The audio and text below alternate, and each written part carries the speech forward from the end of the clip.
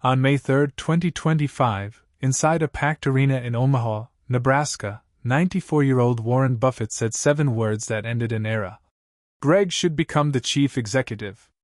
For 60 years longer than most of us have been alive, one man built a textile mill into a $1.1 trillion empire. He never split his stock. He never moved to Wall Street. He never stopped writing his own letters. And now, quietly, without fanfare, without a press tour, he's stepping back. This isn't just a corporate succession story. It's the closing chapter of the greatest investing career in history, and there's a lesson in it for every single investor watching this, whether you're trading on the NYSE or checking your SIP on Zerodha. Let's talk about what really happened, what it means for Berkshire, and what it means for you. Nobody expected it. Not the shareholders in the room, not the analysts on CNBC, not even most of Berkshire's own board. Buffett had spent decades deflecting succession questions with jokes. This time, there was no joke.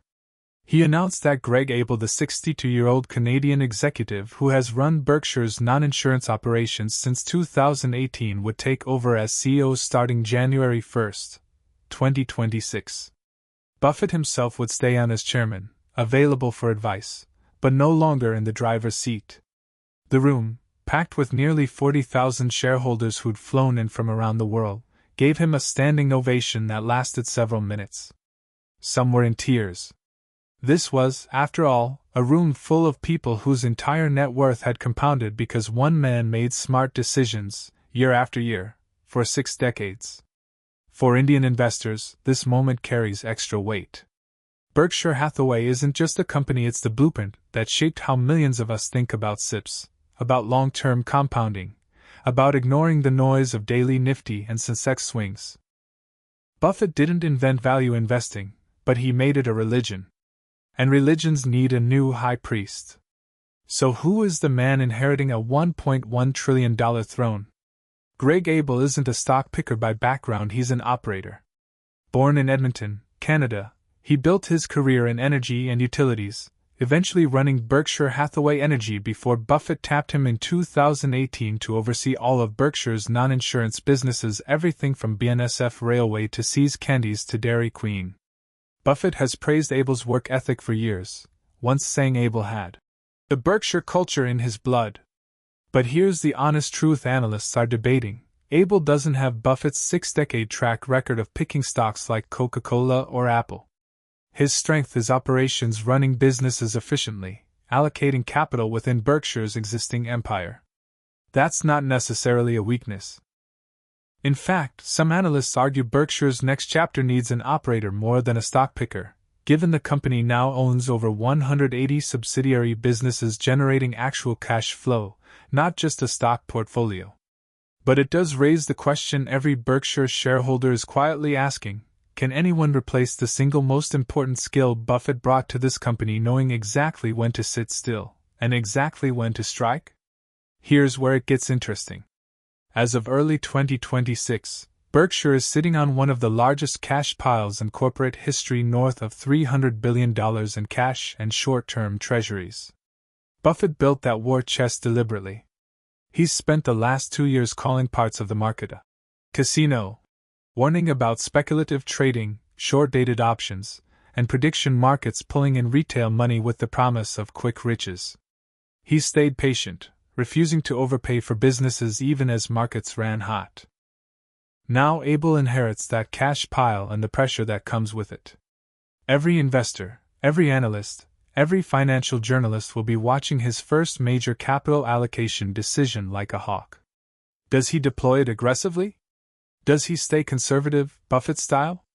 Or does he make a mistake that reminds everyone why Buffett's patience was legendary in the first place? If you're an Indian investor running SIPs or watching FNO markets, this is worth internalizing. Buffett's entire philosophy: sit on cash, wait for fear, buy quality when others panic, is the exact opposite of what SEBI's data shows happening in India's derivatives markets, where retail traders have collectively lost tens of thousands of crores chasing quick gains. Abel now becomes the global face of the patience over panic school of investing. Whether he holds that line will shape market psychology far beyond Omaha. This transition hasn't been entirely clean either. At this year's annual shareholder meeting, Berkshire had to publicly address an AI-generated deepfake video circulating online, a fabricated clip using Buffett's likeness to promote a cryptocurrency scheme, falsely suggesting his endorsement. It's a strange, almost poetic irony. The most trusted voice in investing history, spending his final active year fighting off an AI clone of himself trying to scam retail investors. Buffett, who has spent 60 years warning people about get-rich-quick schemes, becoming a target for exactly that kind of fraud. For everyday investors, the lesson is blunt. If you see a video of Warren Buffett or any public figure promoting a crypto token, a trading app, or a guaranteed returns scheme, assume it's fake until proven otherwise. Verify through official Berkshire channels only.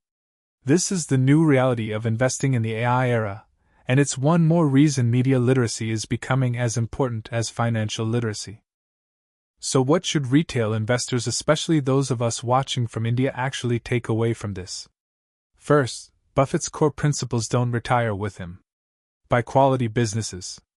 Think in decades, not days. Ignore the daily Nifty ticker. Let compounding do the heavy lifting. These aren't Buffett-era ideas, they're permanent laws of markets that Abel will have to honor if Berkshire is to remain what it's always been. Second, watch how Abel handles that cash pile over the next 12 to 18 months. His first major moves, whether an acquisition, a big stock purchase, or continued patience, will tell you everything about whether Berkshire's culture survives the transition or slowly drifts. Third, use this moment as a personal checkpoint. Ask yourself honestly, are you investing like Buffett, patient and selective? Or are you investing like the casino he warned about, chasing options premiums and prediction market bets? The end of Buffett's era is a good time to audit your own portfolio's philosophy, not just Berkshire's. Warren Buffett didn't just run a company for 60 years. He ran an experiment proving that patience, discipline, and radical honesty could outcompound every hedge fund, every algorithm, and every speculative fad Wall Street threw at the market. Greg Abel now carries that experiment forward. He may not have Buffett's 6-decade resume, but he inherits something arguably more valuable: a culture, a playbook, and $300 billion in dry powder built by the most disciplined investor who ever lived.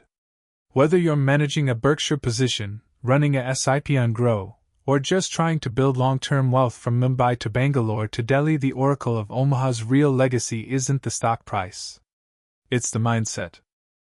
If this breakdown helped you understand what's really happening at Berkshire, hit subscribe. We cover Buffett, Munger, and value investing every week, with a focus on what it actually means for Indian investors. See you in the next one.